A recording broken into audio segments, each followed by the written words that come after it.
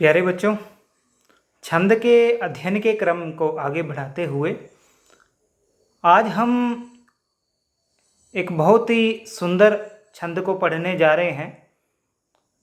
ये हमारे संस्कृत ज्ञान की परंपरा में हम जब संस्कृत ज्ञान की जो प्राप्ति करने का प्रयास भी जब हम करते हैं तो हमें आरंभिक रूप में ही वंशस्थ छंद के दर्शन होते हैं।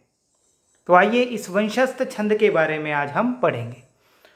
तो शब्द व्युत्पत्ति पर जाएं तो वंशस्थ शब्द का क्या अर्थ होगा? तो वंशे स्थितम वंशस्थम, वंश में जो स्थित है वही वंशस्थ है। मेरा मानना है कि ये इस व्युत्पत्ति के आधार पर ही यदि हम चिंतन करें कि ऐसा इसका नामकरण क्यों किया गया, क्योंकि हम जानते हैं कि हमारे जो छंद परंपरा है इसमें जो प्रत्येक छंद का जो नाम रखा गया है वो उसकी किसी न किसी खूबी के कारण, किसी न किसी उसकी विशिष्टता के कारण उसका ये नाम रखा गया है। तो वंशस्थ छंद इसलिए रखा गया है कि ये जो हमारा संस्कृत वाङ्मय में कवि वंश चला आ रहा है उसमें इस छंद की एक विशेष स्थिति है, विशेष स्थान है एक इस छंद का। रघुवंश हो या कोई के कई बड़े ग्रंथ महाकाव्य जो हैं वहाँ पर वंशस्थ का प्रयोग हुआ है। कालिदास हो, भारवी हो, इन्होंने भरपूर मात्रा में वंशस्थ छंद का प्रयोग किया है। बृहत्त्रयी के बारे में तो आप सभी जानते हैं, किरातार्जुनीयम, शिशुपालवधम और नैषधीय चरितम। इनके आरंभिक प्रथम श्लोक ही वंशस्थ छंद में है। न केवल प्रथम, मैं तो ये कहूँगा कि लगभग पूरा का पूरा सर्ग जो है वो वंशस्थ छंद में लिखा गया है। तो अगर ये महत्वपूर्ण नहीं होता तो इतने बड़े महाकवि इस छंद को इतनी भरपूर मात्रा में प्रयोग नहीं करते। तो हमारे संस्कृत वाङ्मय के प्रमुख कवियों के द्वारा, महाकवियों के द्वारा ये जो छंद है ये प्रयुक्त किया गया है।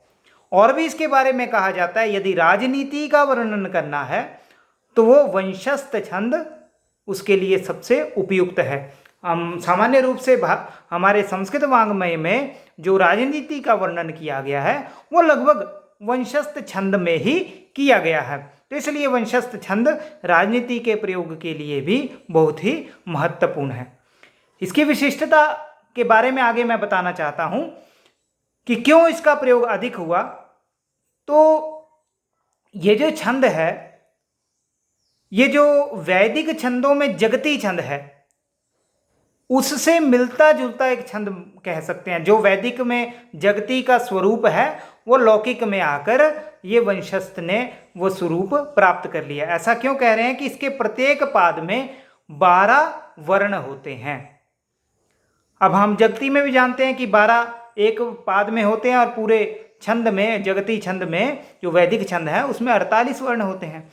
तो इस तरह से वंशस्थ में भी 12 चौका 48 वर्ण होते हैं। इतनी अधिक संख्या में होने के कारण महाकवि जो हैं वो अपने विषय का प्रतिपादन अच्छे से कर पाए। उनके लिए कोई शब्दों की, वर्णों की न्यूनता नहीं रही। जैसे कि आपने अनुष्टुप छंद भी पढ़ा है, अनुष्टुप छंद में मात्र 32 वर्ण है। 32 वर्णों में ही आपको अपनी बात कहनी है। तो इसलिए वर्णों की किसी प्रकार की न्यूनता नहीं रहती है, इसलिए 48 वर्णों में अपनी बात कहनी होती है और एक ही श्लोक में महाकवि जो है वो अपनी बात कह पाए। इस कारण से ये छंद जो है बहुत ही प्रसिद्ध हुआ। तो आइए अब इसके बारे में हम आगे जानते हैं कि इस छंद का लक्षण क्या है। तो लक्षण बड़ा ही सरल है, आपको मैं कहूँगा कि मिनटों में याद हो जाएगा। जतौ तु वंशस्थमुदीरितं जरौ, जतौ तु वंशस्थमुदीरितं जरौ। बच्चों यहाँ मैं एक बात बताना चाहूँगा। आपने यति, गति, लय इन तीनों के बारे में सुना होगा।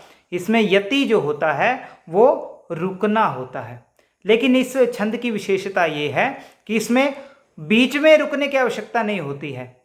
इसमें पद के अंत में हमें रुकना होता है। जैसे जतौ तु वंशस्तमुदीरितं जरौ। जतौ से आरंभ करके मैं जरौ पे विराम ले रहा हूं, तो पदांत में इसकी यति होती है। अब इसके बारे में अब आगे हम देखें तो इसके प्रत्येक पाद में 4-4 खंड हैं, अर्थात आपको इस पाद को 4 भागों में बांटना है, या हम कह सकते हैं कि 4 गणों में विभाजित करना है। और वो 4 गण क्या है, तो केवल 2 शब्द आपको ध्यान रखने हैं। पहला जतौ और अंतिम जरौ। जतौ जरौ, जतौ तु वंशस्थम उदीरितम जरौ। तो जतौ से ज का अर्थ क्या हुआ, जगण। त जतौ, त से तगण, और जरौ दूसरा शब्द मैंने जरौ बोला, तो जरौ में ज तो आ गया जगण और र से रगण। तो हमारे पास ये 4 खंड कौन से हुए, जगण, तगण, जगण, रगण। जतौ जरौ, जगण, तगण, जगण, रगण। तो इस तरह से 4 इसके भाग हुए। और एक गण में कितने वर्ण होते हैं, 3 वर्ण होते हैं, तो 4 तियां 12। तो इस तरह से एक पाद में हमारे पास 12 वर्ण हुए। तो आप समझ गए कि एक पाद में हमारे पास 12 होंगे और 4 पाद में हमारे पास 48 होंगे। तो इसलिए इस छंद में 48 वर्ण होते हैं। जगण के बारे में क्या कहा जाता है, जो गुरु मध्य गतः, अर्थात जगण वह है जिसका गुरु जो है वो मध्य में होता है। गुरु जब मध्य में होगा तो इसका संकेत क्या बनेगा, ISI। जगन का बनेगा ISI। ISI का ये संकेत मात्र है, अर्थात लघु गुरु लघु। आगे क्या है, जतौ, तो अंत लघुस्तः। तगण में अंतिम जो होता है वो लघु होता है, तो SSI, गुरु गुरु लघु। अब तृतीय तो जगण ही है, जगण में तो मध्य गुरु है ही, तो ISI उसका संकेत बनता है, अर्थात लघु गुरु लघु। और अंतिम है रगण, रल मध्य। ऐसा हमें शास्त्रों में ये उक्ति प्राप्त होती है, रल मध्य, अर्थात रगण में ल जो है वो मध्य में रहता है, ल अर्थात लघु। तो इसलिए इसका जो संकेत बनेगा वो क्या बनेगा, SIS, गुरु लघु और गुरु, गुरु लघु गुरु। तो इस तरह से जगण का ISI, तगण का SSI, जगण का ISI और रगण का SIS। इस तरह से हमारे पास ये संकेत बन गए हैं। अब इसका एक बड़ा सुंदर सा उदाहरण है जो मैं आपको बताने जा रहा हूँ। बड़ा ही एक अच्छी सूक्ति है और इसको कई बार बच्चों को सिखाया जाता है, छोटे बच्चों को सिखाया जाता है। लघु स्तर पर भी ये पाठ्यक्रमों में ये श्लोक डाला गया है। भवन्ति नम्रास्तरवः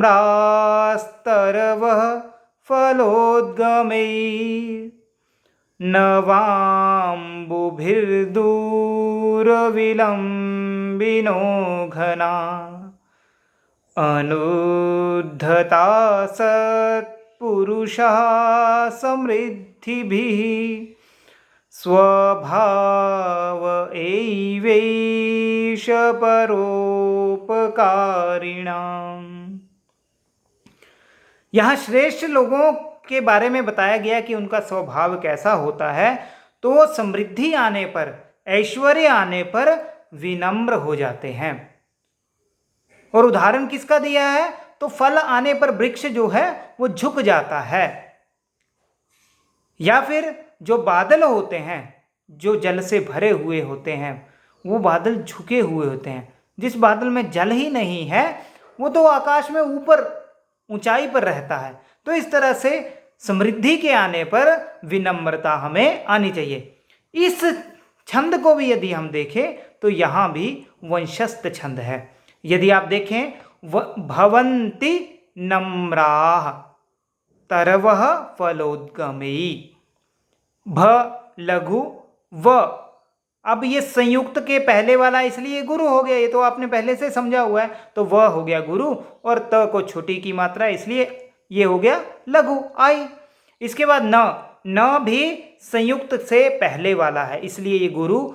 म्रा, ये तो आ की मात्रा है, इसलिए गुरु हो गया। तर व, तो त और र यह जो है वो लघु है, व जो है वो विसर्ग के आने के कारण गुरु हो गया, विसर्ग समशम। ठीक है, तो विसर्ग के होने के कारण ये गुरु हो गया।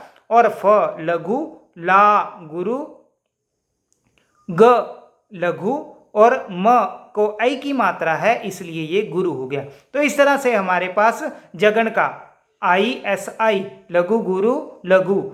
उसके बाद हमारे पास तगन चाहिए, तो एस एस आई ये इसका नियम है, या हम कह सकते हैं इसका संकेत है। तो गुरु गुरु लघु हमारे पास नम्रा नम्रात यहाँ तक ले लेंगे। और रव फ इसमें आई एस आई ये जगन बन गया। और अंतिम ला ग मई गुरु लघु गुरु। तो इस तरह से हमने एक पाद में परीक्षा की कि यहाँ पर तो जगण तगण जगण रगण इस तरह से ये संयोग 4 भागों में बन रहा है। और जतौ तु वंशस्थम मुदीरितम जरौ, यदि जतौ और जरौ हमें प्राप्त हो जाए, जगण तगण जगन रगण प्राप्त हो जाए, तो वहां पर क्या होता है, वहां पर वंशस्थ छंद होता है। तो इस तरह से वंशस्थ छंद को बच्चों आप कई ग्रंथों में पढ़ेंगे कि बड़े महत्वपूर्ण श्लोकों का जब वर्णन कवियों ने किया है तो वह वंशस्थ छंद में किया है। आइए एक ऐसा ही श्लोक, बड़ा सुंदर श्लोक है, वो मैं आपके सामने प्रस्तुत कर रहा हूं। कुमार संभवम में क्या हुआ कि पार्वती जो है वो भगवान शिव की सेवा कर रही हैं और वो चाहती हैं कि शिव को मैं पति रूप में वरण करूं, लेकिन भोले तो भोले हैं। वो उन्होंने क्या किया कि पार्वती के सामने ही कामदेव को भस्म कर दिया। अब प्रेम के लिए काम की स्थिति बहुत आवश्यक है, लेकिन महादेव ने तो काम को ही विनष्ट कर दिया। तो ऐसे में जो पार्वती है वो बड़ा दुखी हो जाती है और क्या कहती है, तथा समक्षम दृहता मनोभवम पिनाकिना भग्न मनोरथा सती निनिन्दरूपं हृदयेन पार्वती प्रियेषु सौभाग्यफला हि चारुता। वो कहती हैं कि ऐसा सौभाग्य ही क्या, ऐसा सौंदर्य ही क्या जो अपने पति को आकर्षित ना कर पाए या अपने पति को बांध ना पाए। आज उन्होंने मेरे सामने ही काम को विनष्ट कर दिया, अर्थात प्रेम को समाप्त कर दिया है, इसलिए मैं अपने सौंदर्य की भर्त्सना करती हूँ, निंदा करती हूँ। तो इतना सुंदर जो है वो हमें कुमार संभवम में जो पार्वती की वेदना है, यहाँ भी वंशस्थ छंद है। वंशस्थ छंद जो है वो भारवी को बहुत प्रिय है।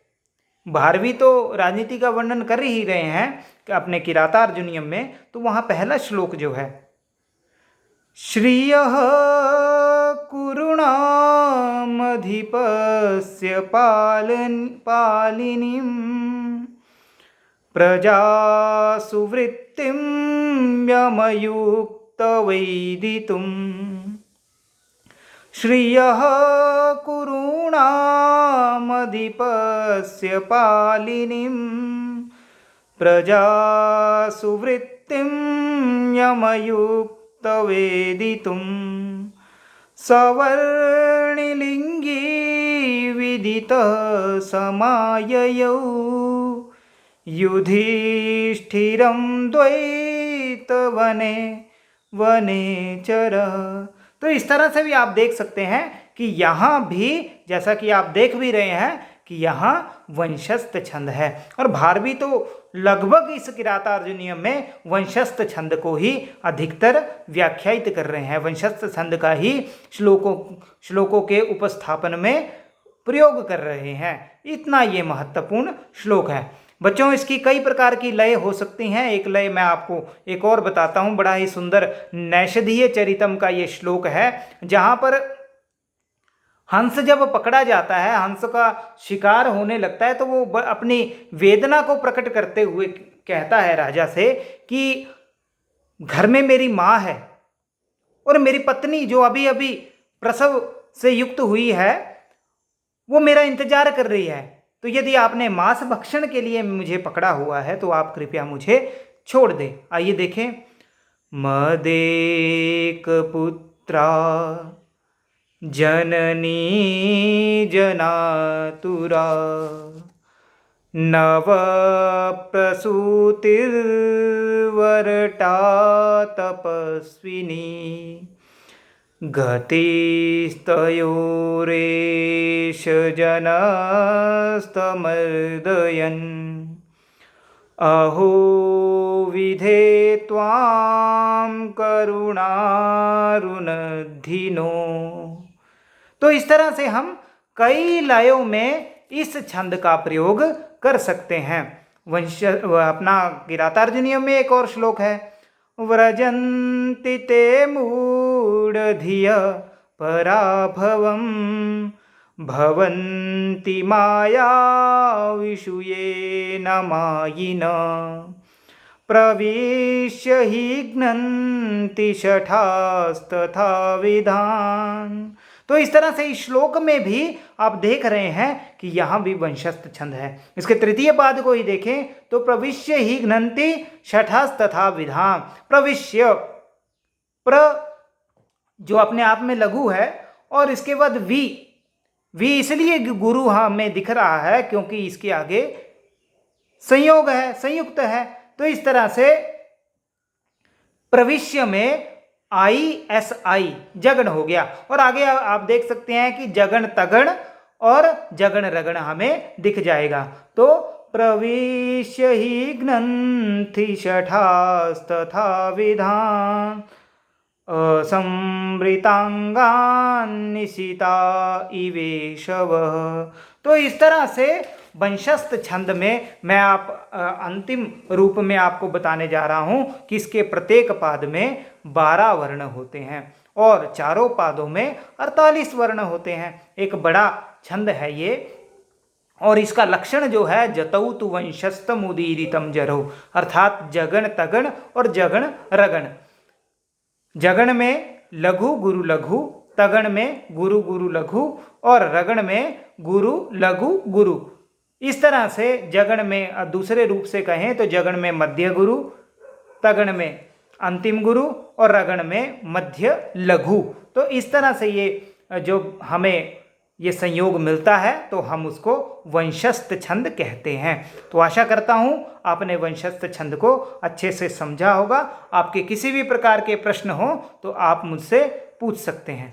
धन्यवाद।